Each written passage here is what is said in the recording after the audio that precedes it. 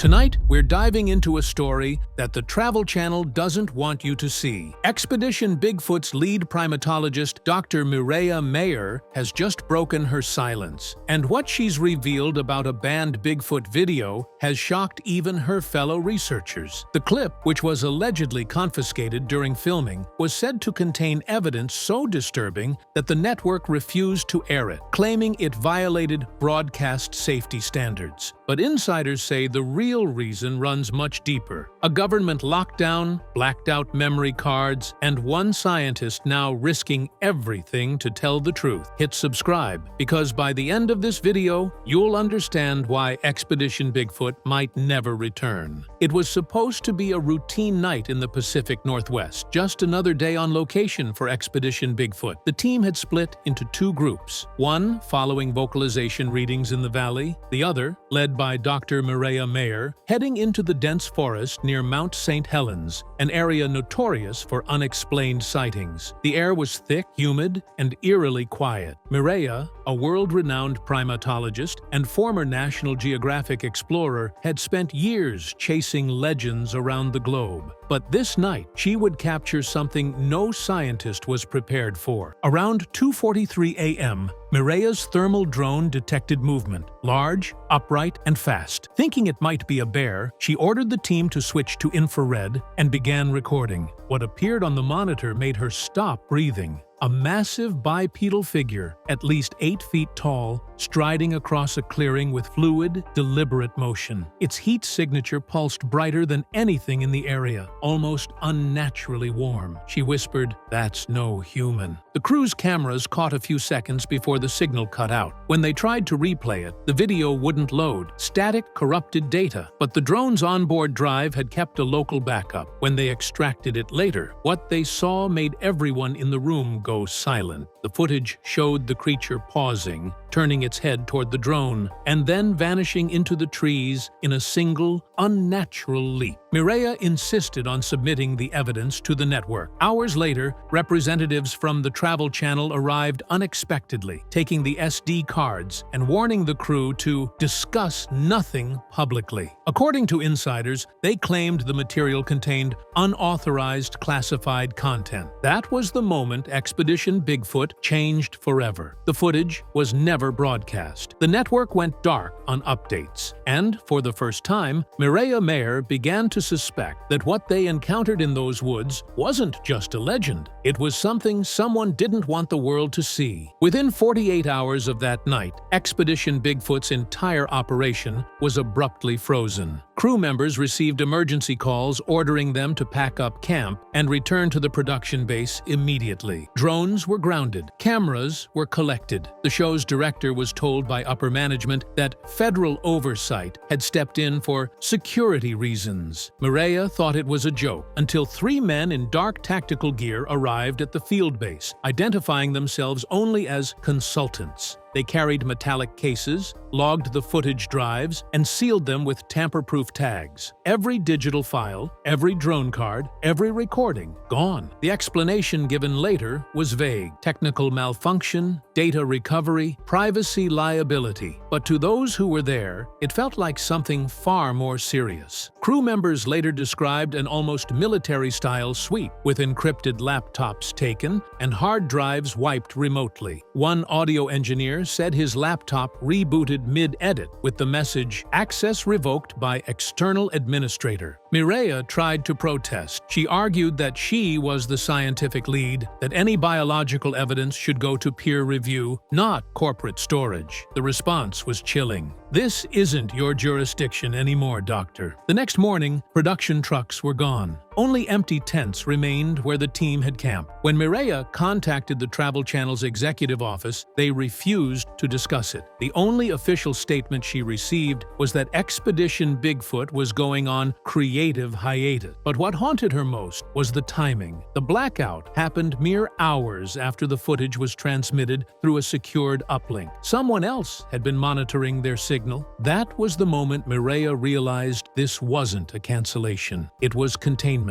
And whatever was on that footage wasn't just Bigfoot. It was evidence of a classified encounter the government had been suppressing for decades. Weeks after the abrupt shutdown, Whispers began surfacing online from inside the Expedition Bigfoot production team. A former assistant editor, under the alias Orion, claimed to have saved a single still frame from the confiscated footage before the system purge. Late one night, that frame leaked, briefly appearing on a cryptid researcher forum before it was deleted within minutes. But hundreds had already seen it, and what it showed would haunt every one of them. In the image, a massive humanoid figure stood between two pine trees, partially obscured by fog. Its proportions were all wrong, the shoulders impossibly broad, the arms nearly reaching the knees, the head sloping backward like a gorilla's, yet unmistakably human in outline. Behind it, faint red glows reflected in the brush, as though smaller eyes were peering from the darkness. What disturbed viewers most wasn't just the creature's appearance, it was the expression caught mid-motion. It wasn't running, it was watching. Within hours, the image was flagged by automatic copyright claims from an unfamiliar company called Northfield Research LLC, registered in Virginia, the same state that houses several federal intelligence facilities. Cryptid researchers noticed metadata anomalies, GPS coordinates embedded in the photo file that pointed not to the Pacific Northwest, but to an airbase near Yakima, known for classified testing grounds. When questioned about the leak, the network denied its authenticity, but sources close to the production confirmed that the lighting, terrain, and Mireya's equipment matched what was used that night. According to one sound tech, that's the exact clearing where we lost the drone feed. It's not fake, it's the frame. For a brief moment, the internet buzzed with speculation that Expedition Bigfoot had stumbled upon more than a cryptid, perhaps a classified biological entity connected to ancient DNA study. Then, almost overnight, all discussion vanished. Forums shut down, threads deleted, and users who shared the image reported being locked out of their accounts. It was as if someone, or something, was erasing every trace of it ever existing. After the leaked frame exploded online, Dr. Mireya Mayor found herself at the center of something she no longer controlled. Interview requests poured in, and rumors swirled that she was preparing to go public with what really happened in those woods. But just days later, she vanished from social media without explanation.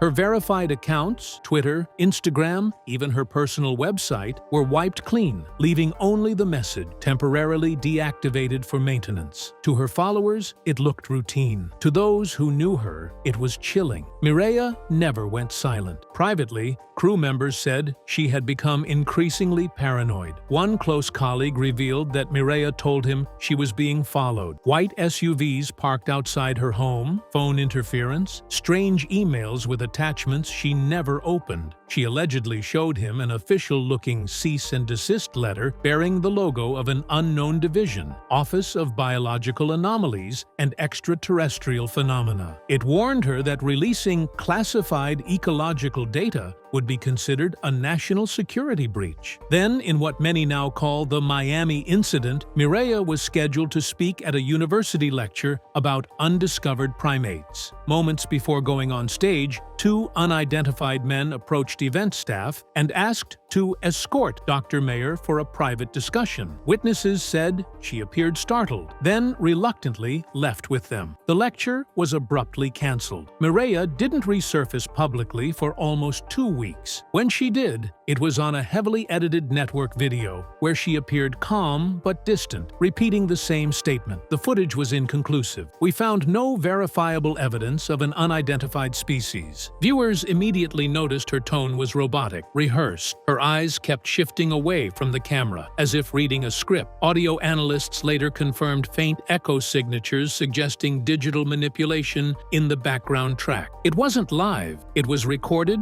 approved, and released under supervision. Whatever Mireya had planned to reveal had been buried, and her silence wasn't voluntary. The truth had been replaced with a broadcast-friendly lie. But behind the scenes, a small number of the crew refused to stay quiet, and what they uncovered next would prove even more disturbing. After Mireya's forced silence, the Expedition Bigfoot team began fracturing under pressure. Some members returned to their normal lives, refusing to talk. Others, however, couldn't shake what they had witnessed. The night vision footage, the missing data drives, the men who arrived unannounced claiming to be government contractors. The producers had promised that everyone's safety was guaranteed, yet within weeks, strange things started happening. A cameraman's home was broken into, nothing stolen except his external hard drives. A sound engineer received a late-night phone call where a calm, anonymous voice said only, "We know what you saw," then hung up. 3 members decided to fight back. They met secretly in a motel outside Portland, Oregon, under the guise of a production debrief. What they actually did was begin compiling every piece of evidence that survived the purge. Duplicate footage fragments stored on cloud backups, deleted radio logs, even a transcript of Mireya's last recorded satellite call. The team called themselves the Continuum, a private archive dedicated to preserving what was almost erased from history. According to one insider, what they recovered wasn't a full video, but a data stream, thermal readings showing multiple heat signatures circling the team's camp hours before the encounter. These signatures moved with intent. They flanked the group, merged, separated, and finally disappeared into a ravine that didn't exist on any official map. One frame, when enhanced, revealed a faint triangular reflection, metallic, geometric, artificial. It wasn't an animal, one former technician insisted. It was organized. The Continuum tried to contact Mireya to confirm the data, but she wouldn't answer. Her assistant eventually sent a cryptic reply. They warned her not to engage. She's being monitored. Weeks later, 2 of the Continuum members' emails were hacked. Files vanished. An encrypted message appeared in their inbox. "This case is closed. Terminate all copies." But the damage was done. A handful of frames and logs had already been shared with journalists specializing in defense and aerospace black projects. One of them, under strict anonymity, confirmed that the coordinates where the readings were captured lined up perfectly with a restricted air corridor used by experimental aircraft contractors. The implication was staggering. Either Expedition Bigfoot had stumbled into a covert military test, or something much stranger had been hidden under that same cover for decades. And, if that was true, it meant Mireya and her team hadn't just encountered Bigfoot, they had crossed into a classified zone where something non-human was being observed, contained, and protected by forces far beyond television. The Continuum's discoveries didn't stay secret for long. One of their encrypted drives, disguised as a personal backup, was intercepted by what appeared to be cybersecurity contractors tied to the same shadowy agency that silenced Mireya. But before it was seized, an anonymous leaker uploaded a portion of its contents to the dark web. It wasn't the full encounter video, just 8 minutes of raw, corrupted footage. Yet what those 8 minutes contained sent shockwaves through the cryptid and UFO research community. The clip began like any other expedition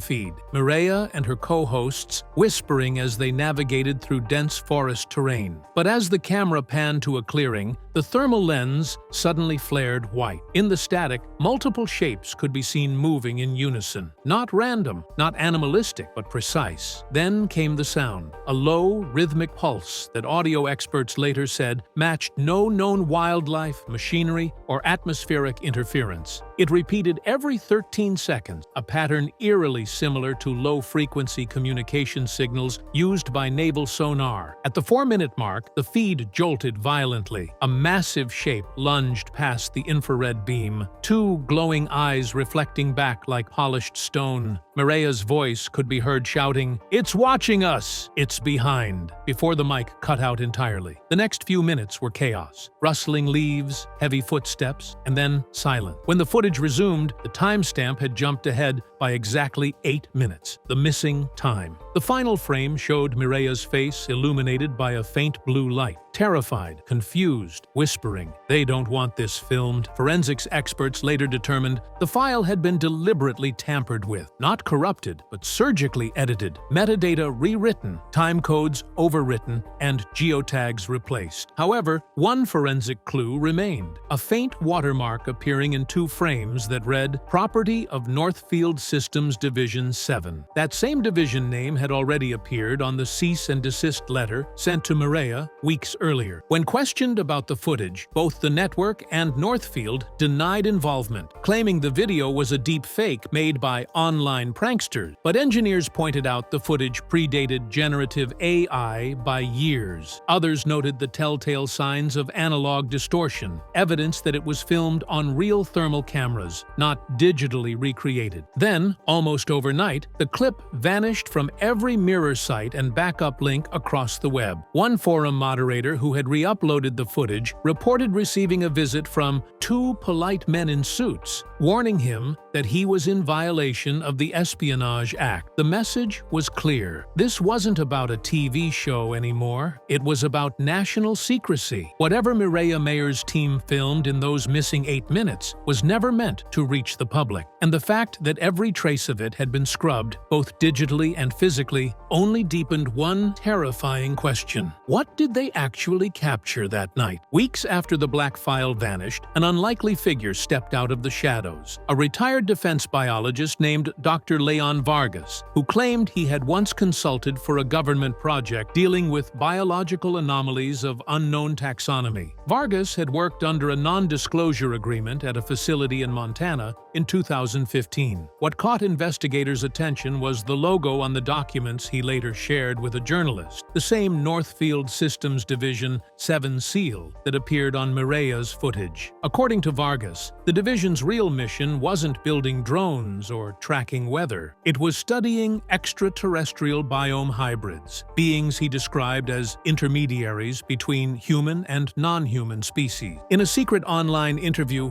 Vargas spoke carefully, never revealing his face. He claimed that several of the specimens collected over the years weren't dead. They were alive, sedated, and stored within remote containment sites near former missile silos. But what truly rattled viewers was his statement that one of those creatures had escaped in 2019, somewhere in the Pacific Northwest, the exact year and region Expedition Bigfoot filmed its most controversial episode. It wasn't random, he said. They were sent there to monitor the containment zone. They just didn't know it. When asked about Mireya Mayor, Vargas said he believed she had unknowingly documented one of the escaped entities, a creature that appeared humanoid but exhibited non-human locomotion patterns. You could call it a Bigfoot, he admitted, but that's not what it is. That's just the term they let the public use. The real designation, he claimed, was Specimen L-17, a life form classified under biocryptic threat protocols. Shortly after the interview aired, Vargas disappeared. His email accounts went dark. His last known correspondence was a short message sent to the journalist he spoke with. "They found me. Don't trust the footage you see next." Days later, a new